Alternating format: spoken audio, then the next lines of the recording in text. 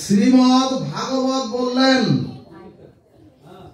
সচ্চিদানন্দ রূপায় বিশ্ব উৎপাদাতি হে তবে তাপত্রয় বিনাশায় শ্রীকৃষ্ণ বয়ান মহাম। অর্থাৎ নিজের স্বরূপকে জ্ঞাত হওয়াই বৈদিক সনাতন সভ্যতার পরম চরম জ্ঞান বলা হয়েছে। অর্থাৎ নিজের স্বরূপকে জানো। এরপরে ভাগবত বললেন, আমাদের মন, বুদ্ধি, চিত্ত আর অহংকার, এই চারজনকে জীবের অন্তর ইন্দ্রিয় বলা হয়। সুধীজন, আমাদের মন, বুদ্ধি, চিত্ত আর অহংকারকে, এই চারজনকে জীবের অন্তর ইন্দ্রিয় বলা হয়। সুধীজন, আজ পৃথিবীর প্রতিটি পরিবারে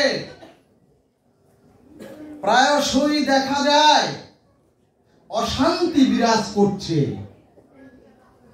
এর কারণ এই মহা সংসারের পরিবারে কেউ কারো মনের মতো নয়।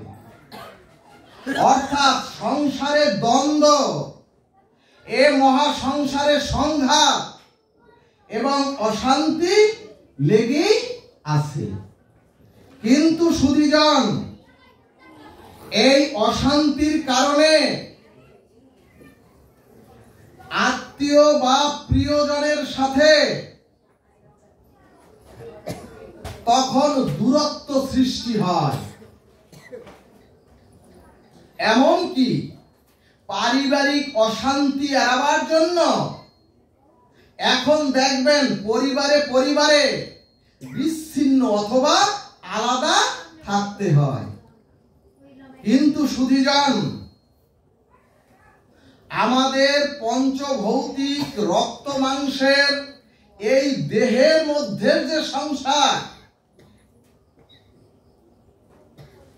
এই সংসারে যে চারজন মন, বুদ্ধি, চিত্ত আর অহংকার বাস করেন, এই মন, বুদ্ধি, চিত্ত আর অহংকারের মধ্যে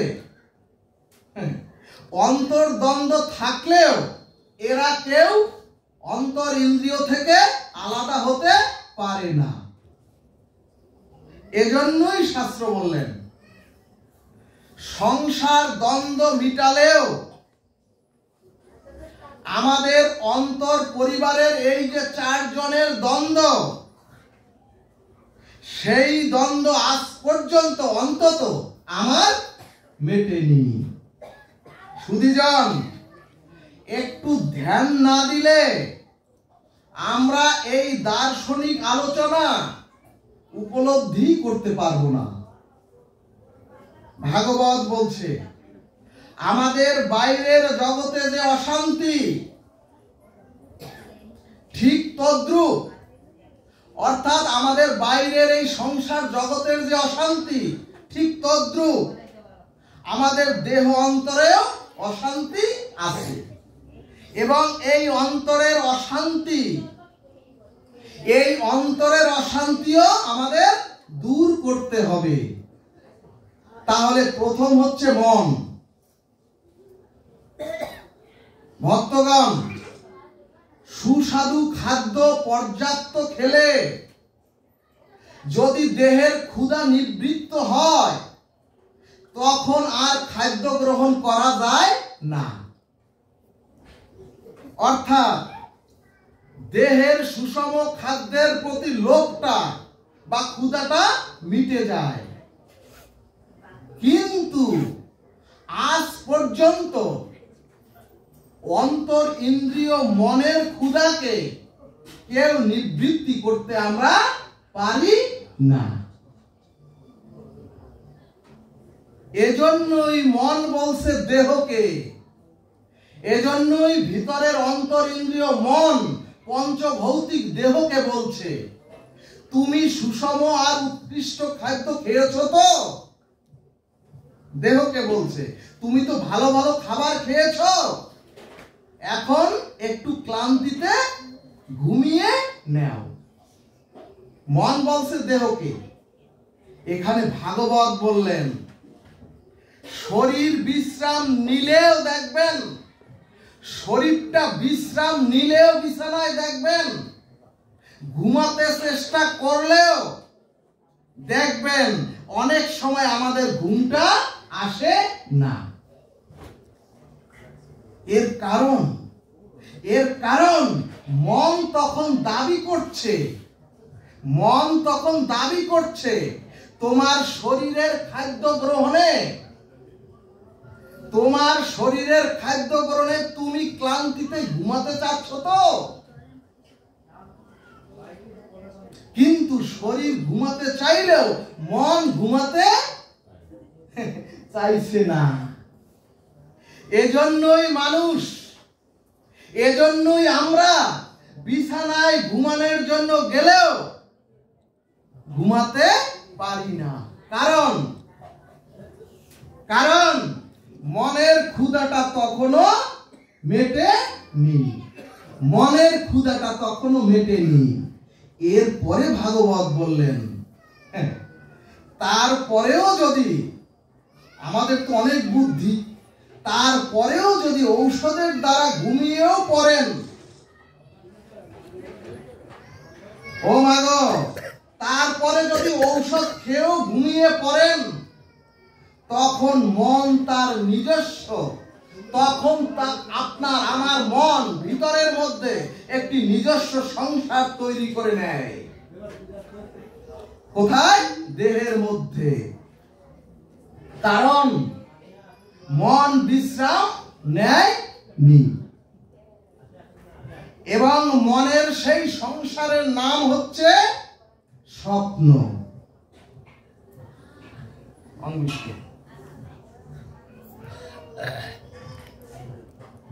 তাহলে সেই মনের ভিতরের অন্তর ইন্দ্রিয়ের মধ্যে যে সংসার, সেই সংসারের নাম হচ্ছে স্বপ্ন। এবং মানুষ স্বপ্নের মধ্যেই সুখ দুঃখ ভয় আনন্দ উপভোগ করে। তাহলে মন কাকে বলে?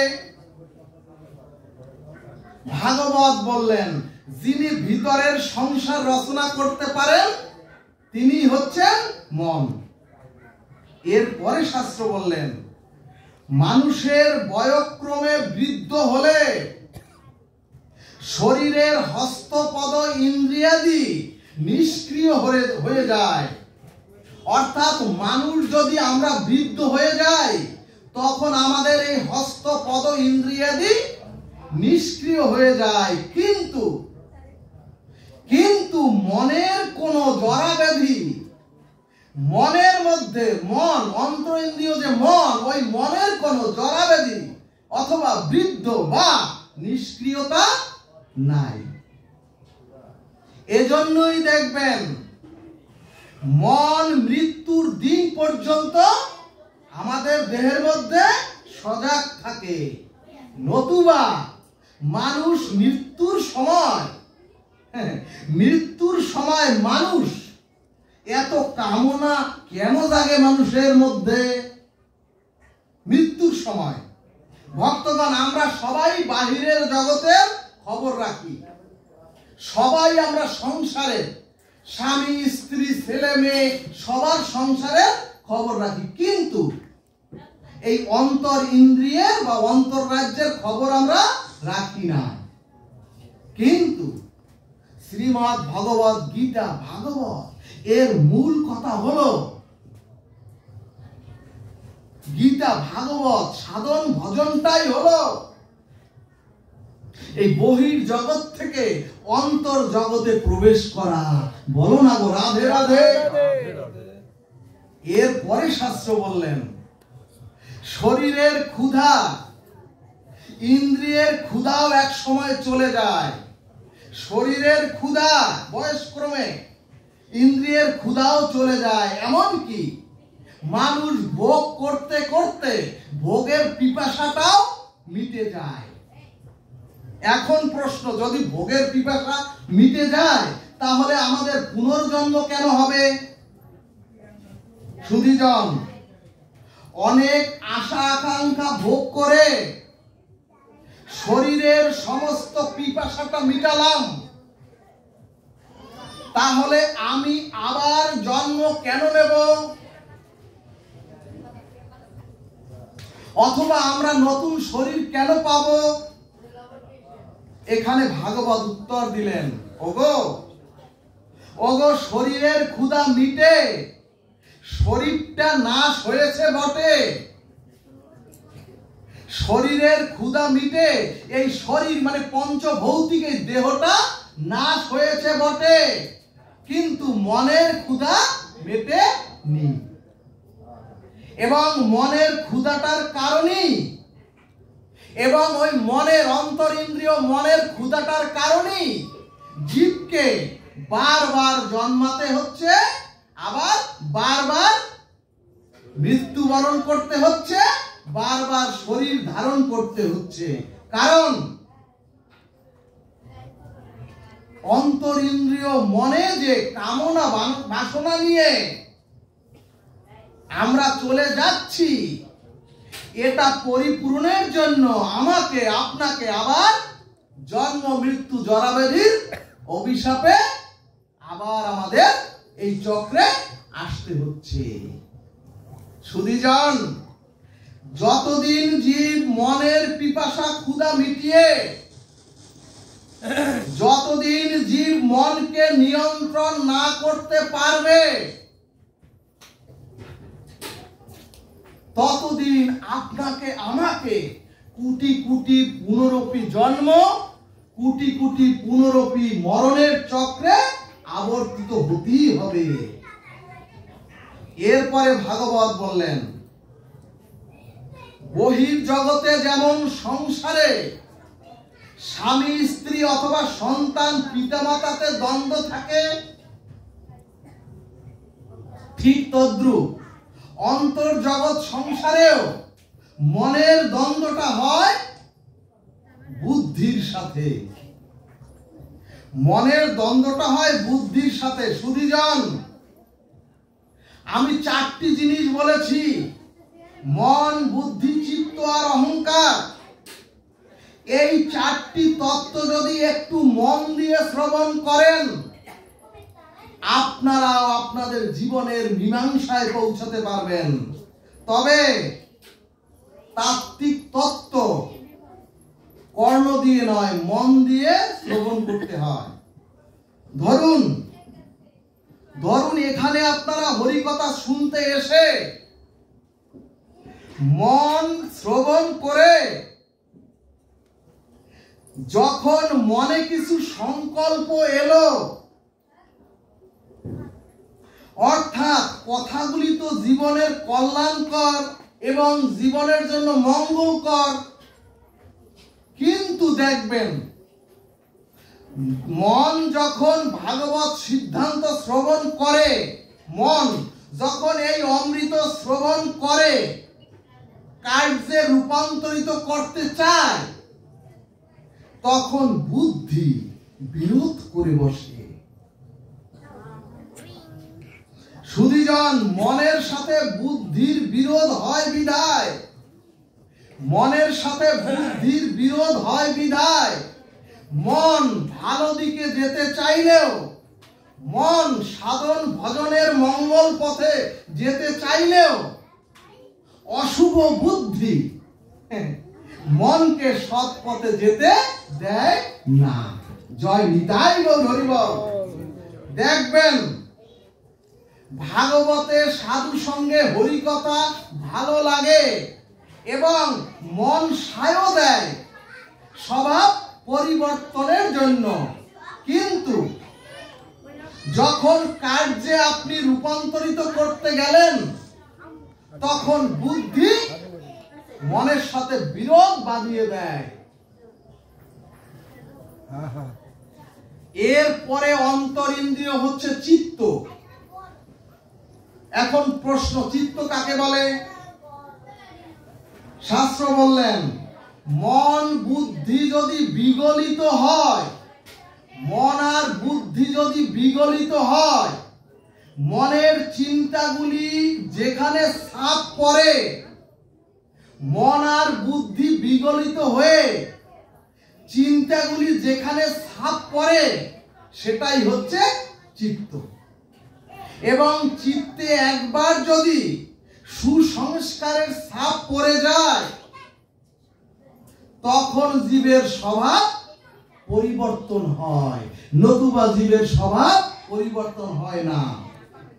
ভক্তগণ, জীবের স্বভাব সহজে নিয়ন্ত্রণ হয় না।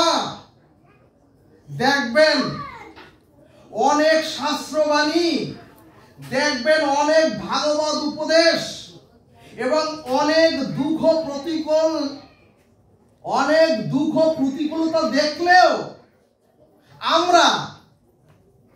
আমরা সংশোধন হই না।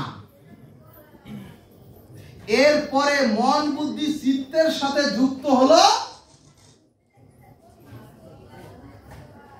যুক্ত হলো অহংকার। ভক্তগণ, অহংকার জীবকে অধঃপতিত করে। ভাগবত বলছে জীবের যদি কোনো বস্তুতে অসৎ জ্ঞান বা অহংকার আসে তখন জীব ধ্বংস হয়ে যায়। এখন প্রশ্ন, এই রাবণ রূপী মন বুদ্ধি চিত্ত আর অহংকার, ওই মা ঘুমোচ্ছে, এই রাবণ রূপী মন বুদ্ধি চিত্ত আর অহংকারকে নিয়ন্ত্রণ করে জগৎ জীব পরিবর্তিত হয়ে স্বভাব, সমাজ এবং চরিত্র কিভাবে শুদ্ধ করবে? অর্থাৎ এত হরিকথা, অর্থাৎ এত সাধু সঙ্গ এবং সাধুর সঙ্গে এত জনসমাগম এবং এত অর্থ ব্যয়, যদি মানবিক সমাজ তৈরি না হয়,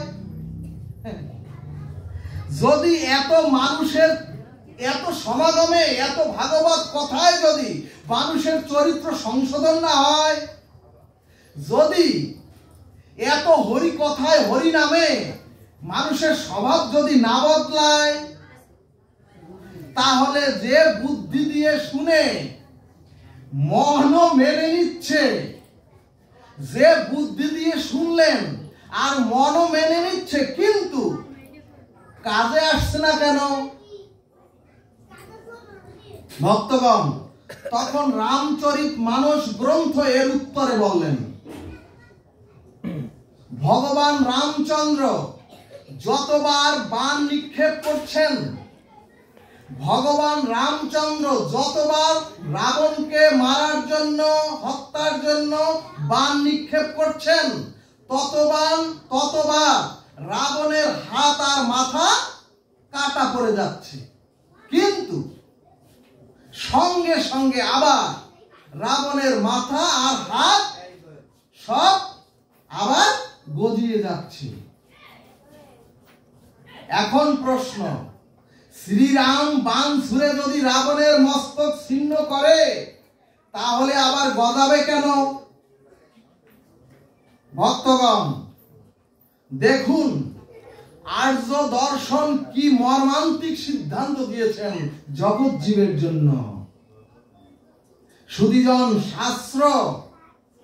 শাস্ত্রে এই হাত মানে হচ্ছে কর্মের প্রতীক, আর এই মস্তিষ্ক মানে হচ্ছে বুদ্ধির প্রতীক। অর্থাৎ ভগবান রামচন্দ্র চাচ্ছেন জীবের স্খলিত কর্ম নাশ হোক, অর্থাৎ জীবের কামময় এবং অন্যায় কর্ম নাশ হোক, তাহলে জীব উদ্ধার হবে। এক কথায় রাবণ রূপী জীবের পাপ কর্ম এবং রাবণ রূপী জীবের কুকর্ম নাশ করতে চাচ্ছেন ভগবান রামচন্দ্র, কিন্তু আবার পুনঃ পুনঃ গজাচ্ছে। তখন সীতামা এই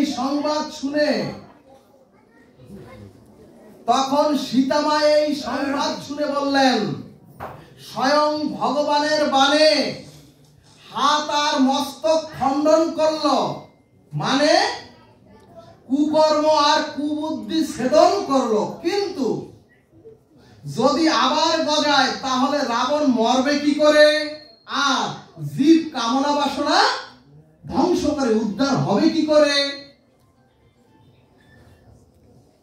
ঠিক তদ্রুপ আমরাও এতদিন হরিনাম করলাম, এতদিন হরি কথা শুনলাম, এত তীর্থ পরিভ্রমণ করলাম, এত জন্মাষ্টমী, এত একাদশী ব্রত করেও কেন আমাদের মধ্যে কুকর্ম, কুবাসনা, কামনা বাসনা যাচ্ছে না? আবার কেন পুনঃ পুনঃ জন্মায়? সুধীজন, তখন রঘুপতি রামচন্দ্র বিভীষণের কাছে জিজ্ঞেস করলেন, ভক্তগণ জিজ্ঞেস করলেন, হে বিভীষণ, হে বিভীষণ। ভক্তগণ, বিভীষণ মানে হচ্ছে জীবের বিবেক, জীবের বিবেক। জিজ্ঞেস করলেন, কেন রাবণের মাথা বারবার গজাচ্ছে? তাহলে প্রভু জিজ্ঞাসা করলেন, রাবণের হাত পা আবার গজাচ্ছে কেন?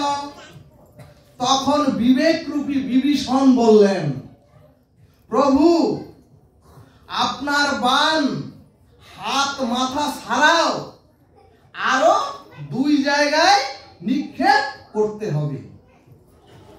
ভক্তগণ, রাবণের পরমায়ু ছিল 250 কোটি বৎসর, এবং রাবণের নাভিতে আর হৃদয়ে ছিল অমৃত।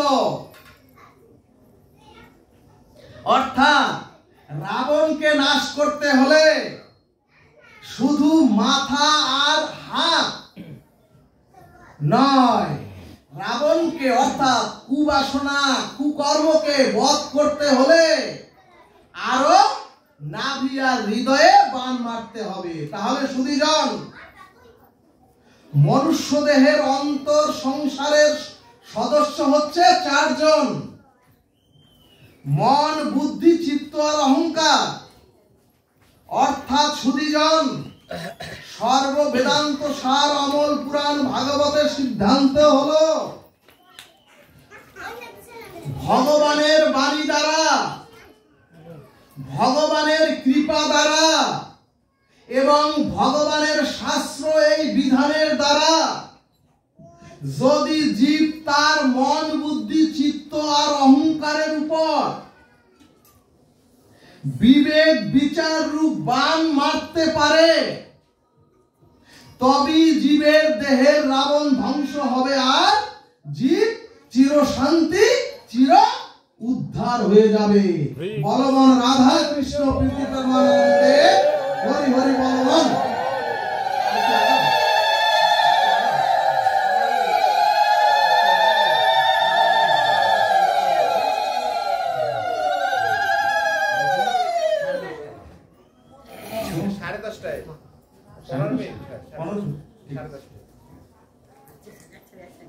সুধীজন, আগামীকালকের থেকে কি শুরু হবে?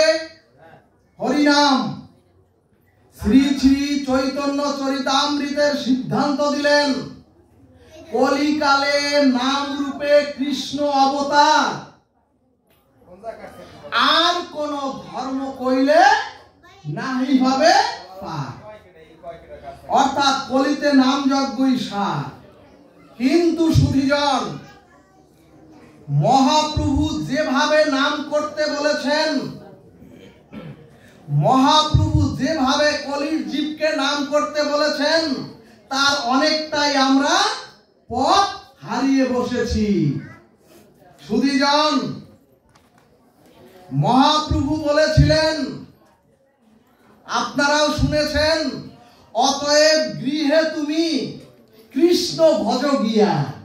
অতএব গৃহে তুমি কৃষ্ণ ভজ গিয়া। অর্থাৎ মহাপ্রভু বললেন, মহাপ্রভু নাম করতে বললেন গৃহে, অর্থাৎ গৃহেতে বসিয়া সাথে পাশে মিলিয়া হাতে তালি দিয়ে নাম করো।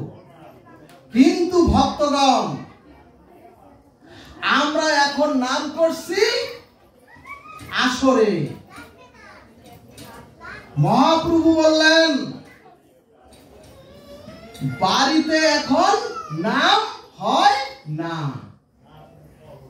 সুধীজন, আসরে 3 দিন বা 5 দিন খুব আনন্দ হলো, কিন্তু যদি সারা বছরে আর গৃহে নাম না হয়,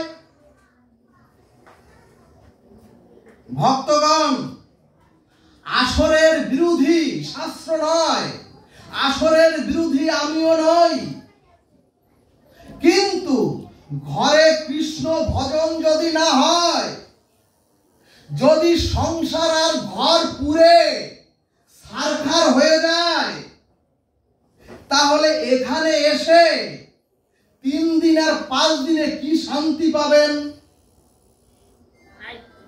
আবার নিত্যানন্দ প্রভু আর হরিদাসকে মহাপ্রভু বললেন,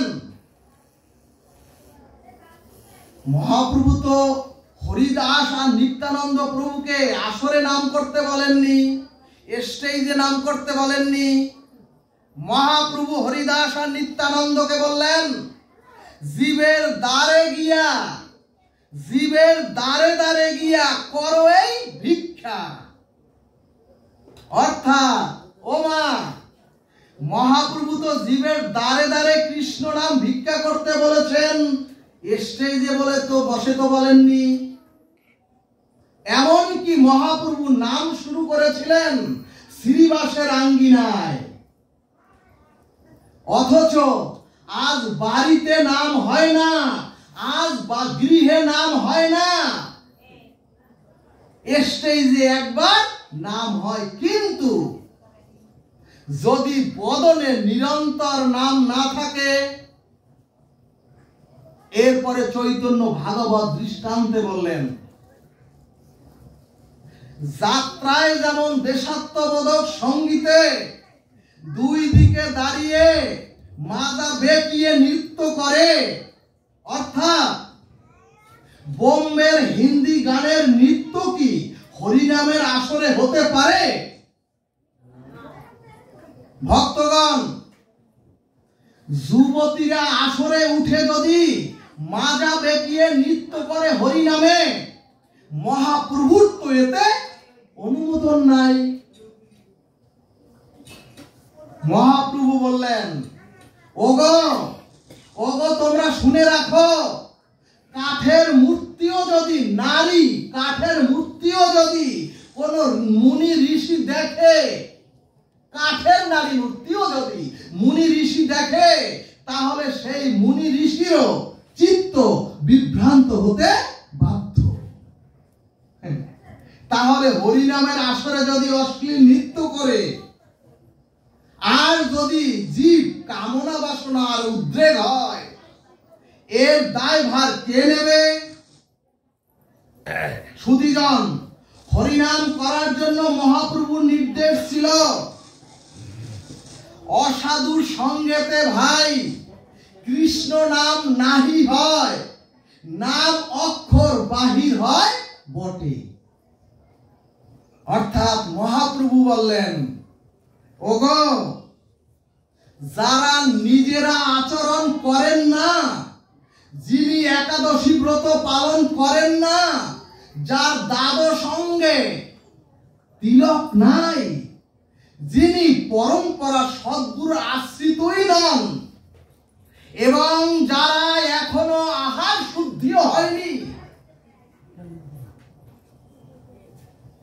এরা নিজেরা নাম করতে পারবে, নিজেরা নাম শুনতে পারবে ঘরে বসে, গৃহে বসে, কিন্তু অন্যদেরকে যখন নাম প্রচারে যাবে, মহাপ্রভু হুঁশিয়ার করে বললেন, আপনি আচারী ধর্ম জীবেরে শেখাও। নতুবা এই নামে কাজ হবে না। কেন সনাতনীরা জাগতে পারছে না? কেন সনাতনীরা উঠতেই পারছে না? এরপরে মহাপ্রভু বললেন, আপনি আমি পাপী স্খলিত হলেও নিজে নিজে নাম করুন, উদ্ধার হয়ে যাবেন। কিন্তু সুধীজন, মহাপ্রভুর এত পরিকর থাকতেও কেন হরিদাস আর নিত্যানন্দকে পাঠালেন? এর কারণ কি?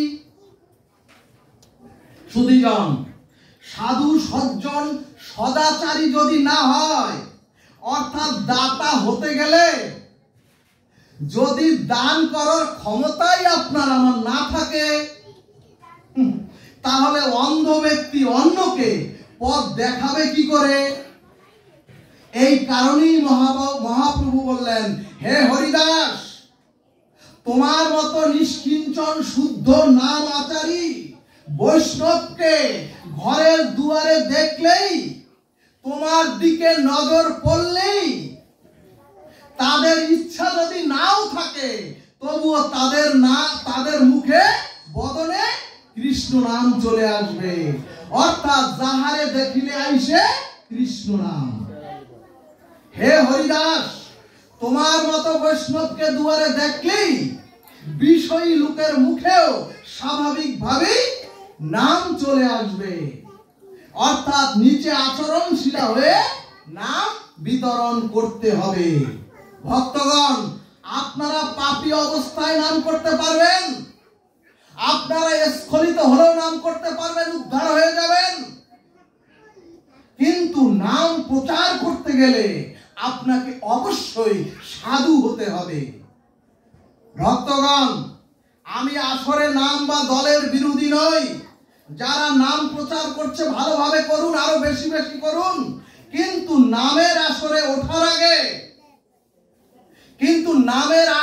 ওঠার আগে যদি চায়ের দোকানে গিয়ে চা বিড়ি খেয়ে মুখটাও যদি না ধুয়ে আসরে উঠে নাম করে, ওই নামে আপনার আমার কি হবে? সুধীজন, এখন প্রশ্ন, নাম কিভাবে আপনাদের শুনতে হবে? যেহেতু কালকের থেকে আপনারা আসরে আসবেন, নাম অবশ্যই শুনতে হবে, নাম অবশ্যই শুনবেন। কিভাবে নাম শুনতে হবে? ভক্তগণ, সর্ববেদান্ত সার অমল পুরাণ সিদ্ধান্তে বললেন, ওগো সন্তান হারালে মা যেমন পাগলের মতো সন্তানকে খোঁজে, ঠিক তদ্রূপ আমরাও কৃষ্ণকে হারিয়েছি অনেক জন্ম আগে। আমরাও কৃষ্ণকে হারিয়েছি। এখন নাম শুনতে হবে যেন নামের মধ্যে কৃষ্ণকে আমরা পাই। সুধীজন, এই ব্যাকুলতা নিয়ে যদি নাম শুনতে পারেন, এই নামে অবশ্যই উদ্ধার হবেন। তাহলে অন্তিম সিদ্ধান্ত হলো, জীব সমস্ত পাপ স্খলন আর পতন থেকে মুক্ত হওয়ার জন্য ভাগবত উপায় দিলেন দুটি। প্রথম হচ্ছে হরি নামকে খুব গাঢ় অনুরাগে নিরন্তর নিষ্ঠার সহিত শ্রদ্ধালু হয়ে নিতে হবে। আর দ্বিতীয় হচ্ছে সাধু সঙ্গে সাধু মুখে রুচির সহিত হরি কথাকে শ্রবণ করতে হবে। বলমন রাধা কৃষ্ণ প্রেমানন্দে হরি হরি বলমন।